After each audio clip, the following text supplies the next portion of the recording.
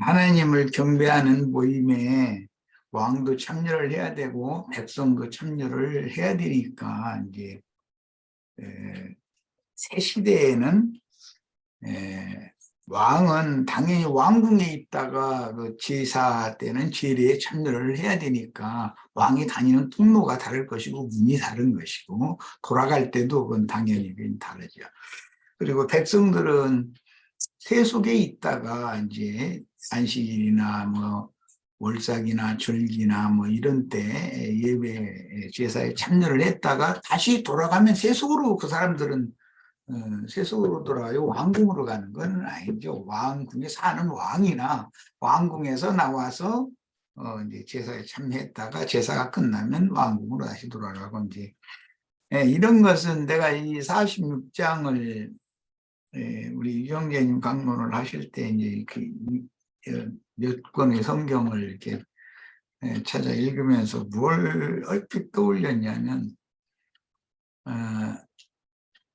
내가 그 초등학교 때 그땐 국민학교라고 그랬죠. 그때 이제 그 학교 전체를 이제 그 대표하는 전체 극장이라고 하는 장이 있어요.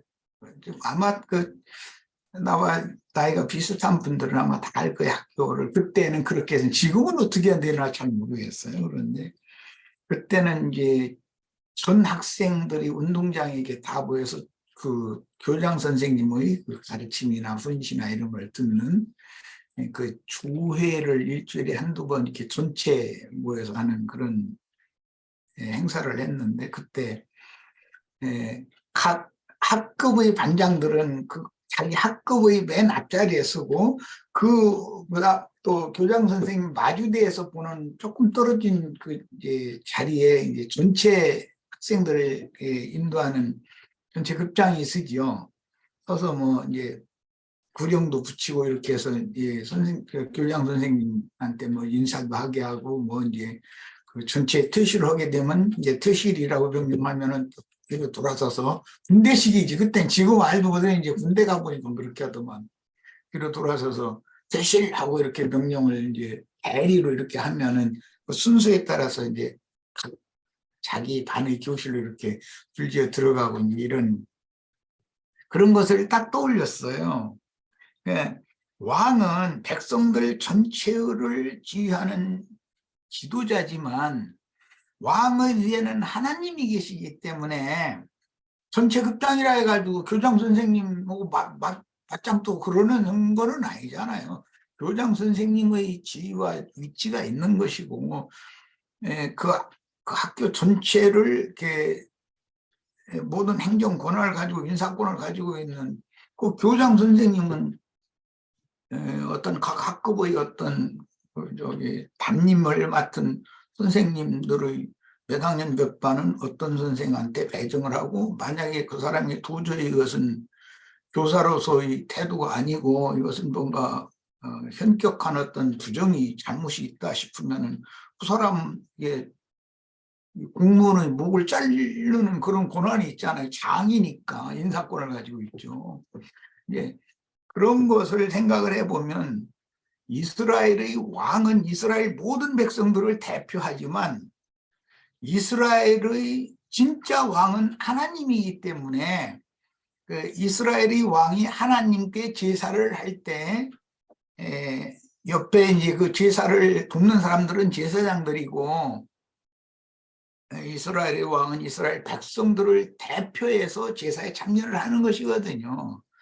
예, 그런데 반드시 왕의 문을 통해서 왕궁에서 왕의 문을 통해서 성전에 들어갈 때도 왕의 문이라는 게 있어요. 그게 저기 역대상 9장 18절에 지금 그 강구절 찾는 몇 구절이 있는 걸 내가 알고 있는데 영구 찾아냈는데 역대상 9장 18절에 보면 왕의 문이라는 것이 있어요. 그런 게 왕의 문이 있고 왕의 통로가 있는 거예요. 행각. 예, 왕궁에서 신전으로 왕이 다니는 통로는 달라요. 일반 백성들이 다니는 통로가 다르고 문도 다르죠. 그래서 왕은 백성들 맨 앞에서 제사에 참여를 하고 제사가 제례가 끝나면 또 왕의 문을 통해서 왕궁으로 돌아가는 거예요. 왕이 통행하는 통로가 따로 있는 거죠. 이렇게 돼 있어요, 구조가. 그러나 이제 백성들은 자기 사는 처소에서 살다가 재물을 가지고 제사를 하러 성전에 모이는 거예요. 제사가 끝나면 돌아갈 때 그 백성들은 자기가 기업이 있는 처소로 돌아가게 마련이죠. 그래서 이제 그 제사가 끝나고 돌아가는 그 말씀이 오늘 에스겔 46장에서 나온 다음에 어느 문에서 뭐 오늘 말씀에 그 왕은 백성들을 대표해서 현관문에 딱 서서 거기서 제사를 대표로 맨 앞에 뚝 떨어진 자리에 서서 제사를 하고 제사가 끝나면 왕은 왕의 문을 통해서 자기 들어왔던 문을 통해서 다시 통행로 행각이라는 것을 거쳐서 왕궁으로 이렇게 돌아가는 거예요. 근데 그런 것을 잘 염두에 두고 생각을 하시면 하나님의 나라의 질서라는 것도 이렇구나라는 것을 이해를 하시면 좀 쉽지 않을까 이제 그런 생각을 했고, 그 다음에 당연히 이제 그 다음에 이어진 말씀은 이제 기업에 관한 말씀인데, 왕이 왕자에게 기업을 준다는 것은 자기의 모든 권세를 그 왕자, 자기 후사에게 물려주고 왕이 이제 죽는다든지 아니면 이제 더 이상은 그 국가 그 중사를 관여하고 싶지 않다. 나는 그냥 뒷자리에서 그냥 소리나 하고 뭐 좋은 경치 좋은 데 가서 그림이라도 그리고 뭐 풍년아적이고 그러다 이제 마치겠다 하면 아들한테 기업을 미리 줄 수도 있고 죽을 때 이제 줄 수도 있고 이제 그런데 후사에게 기업을 주면은 그것은 할 수가 없어요. 무르기라는 것이 없어요. 그냥 그건 후사니까 그대로 받아서 그 행사를 하게 되는 거예요. 그러나 이제 그 왕자를 잘 보필해서 자기의 왕권을 이어가도록 하게 하기 위해서는 자기에게 충성하는 충신종, 신임하는 종이 있을 거 아니겠어요? 그에게 그 후사와 견줄 만한 그런 신임이 있는 종에게 왕의 기업을 이렇게 띄워준 경우는 그것은 그 사람의 영원한 기업이 되지 못한다는 거예요. 희년까지만 그 사람의 몫이지. 이제 거기서 말하는 희년이라는 그 사람이 살아있는 동안만 그 기업을 누리고 그 사람은 왕의 것을 상으로 받았던 것을 자기 것이 아니기 때문에 자기 아들에게 또 대를 이어서 물려줄 수는 없다 그 말이에요. 그러니까 이제 이런 것은 사울 왕가의 다윗과 친하게 지냈던 사울 왕가의 후사는 원래 요나단인데 요나단이 사울 왕가의 기업을 받은 것이 아니라 다윗이 받게 됐잖아요. 그런데 실제 요나단에게는 아들이 하나가 있었어요. 그 무비보셋이라고 하는 아들이 있었어요. 그런데 다윗이 왕위에 오른 다음에는 자기에게 은혜를 베풀었던 무비보셋을 생각해서 사울의 가문 중에 남은 자가 없느냐를 이제 조사를 해보니까 그 양 다리를 못 쓰고 이렇게 안진뱅이로 살아야 되는 무비보셋이라는 사람이 아무개 집에 지금 은둔 생활을 하고 있다. 그 사람은 다윗이 왕권을 잡았기 때문에 자기는 언제 부름 받으면 죽는 거잖아요. 그런 게 이제 숨어 지내는 그런 형편이었었죠. 그런데 그 사람을 알아가지고 불러내가지고 왕궁에 초빙을 해서 식사도 같이 하고 이렇게 하면서 자초지종으로 다 물어본 다음에 너는 내 아들과 왜냐하면 다윗의 사울의 위를 물려받을 요나단의 위가 이 무비보셋에게 이어져야 되는데 다윗 자기에게로 이 위가 물려진 것을 생각했기 때문에 다윗은 그래서 참 중요한 얘기가 은혜로 갚을 줄 아는 사람이었다라는 거예요. 그런데 대부분 세상에서는 은혜를 원수로 갚는 경우가 99%죠. 그게 쉽지가 않은 것이거든요. 그래서 그 무비보셋에게 왕자 중의 하나와 같이 왕의 상에서 왕의 진미를 같이 먹게 했고, 사울이 많은 재산을, 왕의 재산을, 이제 많은 재산을 가지고 있었는데, 사울의 모든 재산을 지금 관리가 어떻게 되고 있느냐, 그걸 알아보니까 사울 왕 때의 그 사울의 신하였던 그 사람 이름이, 그 사람 이름이 시바요. 시바? 네. 맞아. 시바 같다. 시바라는 사람이 지금 그 사울 왕의 모든 그 전 재산을 관리하면서, 시바라는 사람이 얼마나 흥왕했는지, 자식이 뭐 수십 명이고 뭐 해가지고 지금 떵떵거리면서 잘 살고 있습니다. 그래?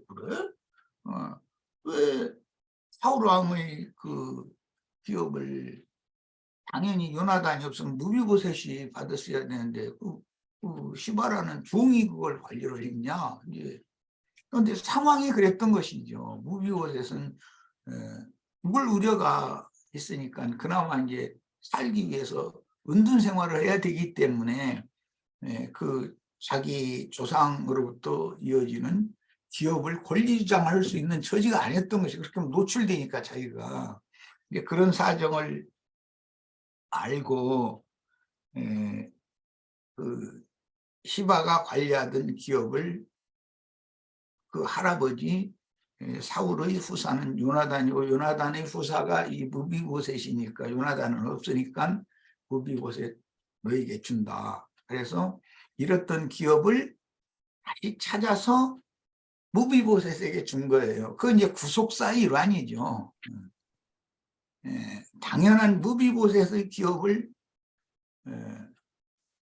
종이, 사울의 종, 요나단의 종이면 무비보셋의 종도 종이잖아요. 종은 종이잖아요. 그런데 그동안에 너무 떵떵거리고 잘 자란 거예요. 그 무비보셋의 기업을 가지고. 상황은 무비보셋이 숨어 살아야 되는 그런 처지였기 때문인 것이죠.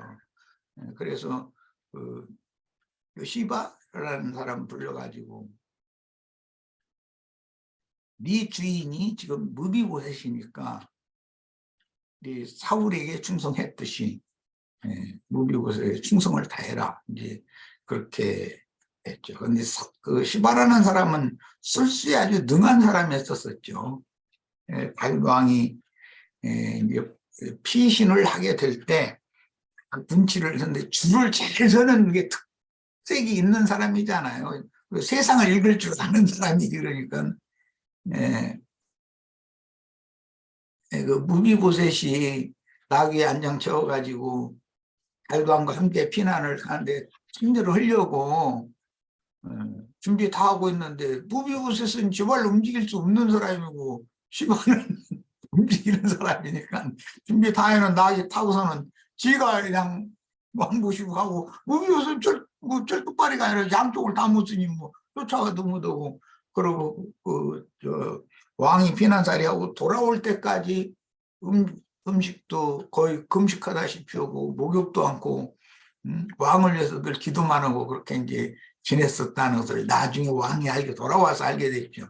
내가 너한테 너희 아버지를 생각해서 은혜를 베풀었는데, 너는 왜 내가 급한 상황에 있어서 피난 갈 때 나와 함께 하지 않고 여기 예루살렘에 남아 있었느냐.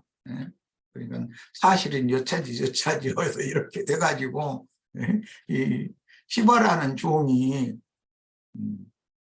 내가 왕의 몽진대 합류하기 위해서 나귀 이렇게 다 준비해 놨던, 지금 할 때부터는 그냥 먼저 가버리고 난 뛰고 가버렸습니다. 나는 움직일 수 없는 사람이 어떻게 할 수 없어서 이러고 뒤에 남아서 왕이 돌아오기만을 기다리고 있었노라고. 그걸 나중에 이제 왕이 알게 됐죠.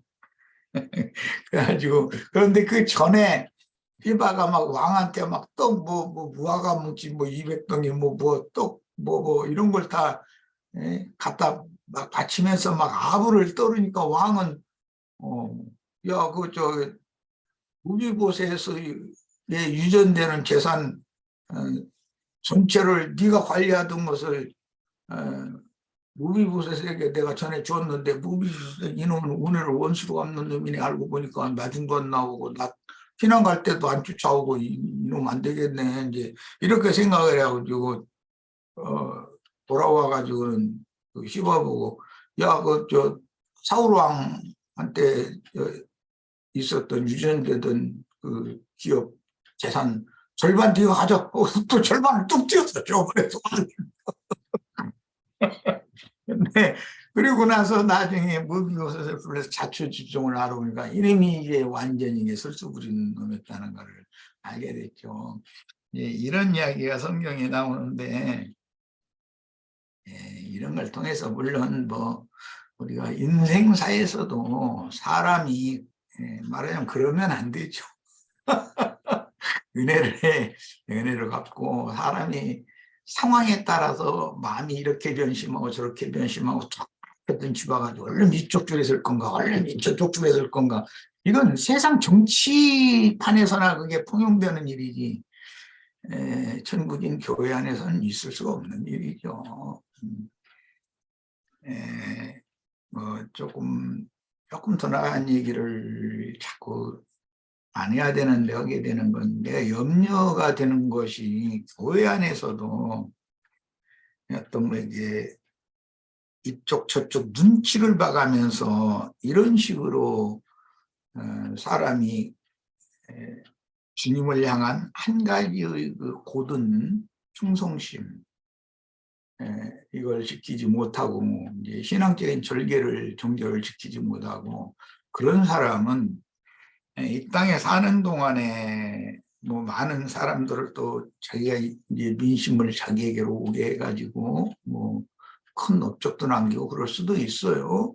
그래도 주님의 심판대에서는 그게 절대 통하지 않는다는 걸 꼭 기억을 해줬으면 해요. 사람이라는 건 은혜를 입었으면 끝까지 은혜를 지켜야 되는 거예요. 그리고 상황에 따라서 사람이 이리저리 자꾸 생각이 바꿔지고 해서 이렇게 기회주의자 노릇하고 시바처럼 그렇게 하면 끝이 좋지가 않죠. 결과적인 것은 좋지가 않죠.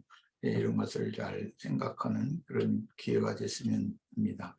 조금 나가는 말씀까지 남았는데 어쨌든 왕은 백성을 대표해서 자기가 왕이지만 자기 위에 진짜 이스라엘의 왕은 하나님이니까 하나님을 경배하는 예배에는 맨 앞장서서 백성들을 대표해서 예배를 하고 그 대신 왕은 왕궁에서 왔으니까 왕명을 통해서 다시 또 왕궁으로 돌아가는 거고 백성은 자기의 일서로 돌아가는 거고 이제 상황이 그랬었어요. 이런 것도 잘 생각을 해서 하나님이 어떤 정하심을 생각해보고 우리 형제 자매들 말씀을 가지고 사람들을 인도하는 직무를 수행하는 그런 하나님의 종들은 충성심을 다윗처럼 여기에 나오는 왕처럼 그렇게 충성심을 변치 말아야 되겠고 왕의 기업은 왕자에게로 상속이 되는 것이고 왕의 기업이 중에게로 영원히 상속되는 법은 없다라는 것을 이렇게 잘 이해를 했으면 좋겠습니다.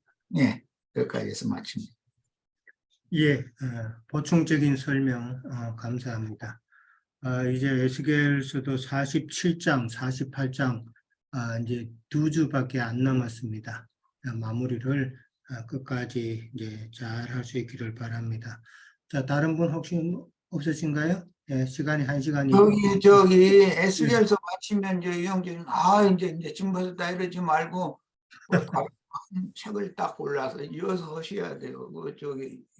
이걸로 끝낸다 이렇게 생각하시면 안 됩니다. 꼭 다른 책을 형제님이 잘 하실 수 있는 거 은혜되는 것을 책을 또 골라서 집중해 이어가도록 하시죠. 아니 홍 형제님이 또 뭐 해야 되는 거 아닌가요?